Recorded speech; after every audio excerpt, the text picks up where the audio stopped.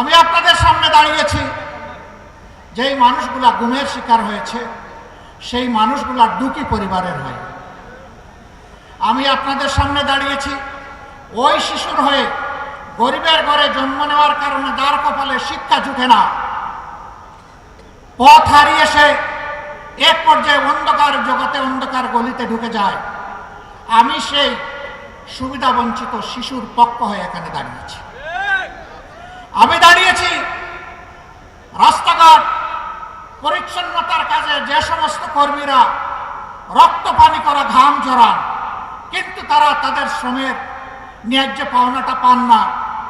সমাজ যাদেরকে সম্মানের চোখে দেখে না, আমি তাদের সম্মান ফিরিয়ে দেওয়ার জন্য এখানে দাঁড়িয়েছি।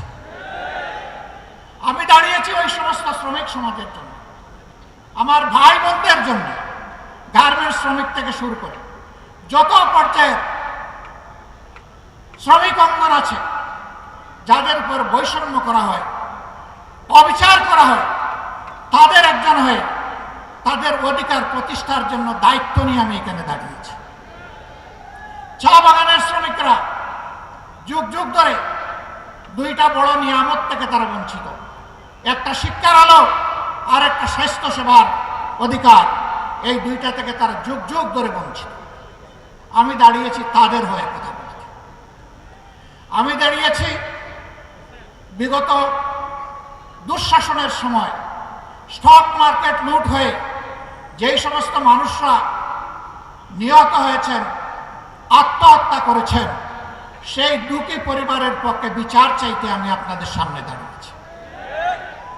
প্রিয় দেশবাসী, আমি দাঁড়িয়েছি ব্যাংকগুলো লুট করে আজকে লক্ষ গ্রাহকের, কোটি গ্রাহকের টাকা যারা চুরি করে বিদেশে পালিয়েছে অথবা বর্তমানে কারাগারে আছে,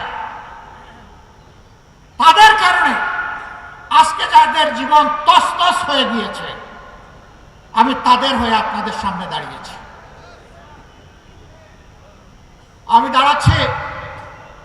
আমি দাঁড়িয়ে আছি 24-এর বিপ্লবীদের হয়ে। আজকে বিভিন্ন জায়গায়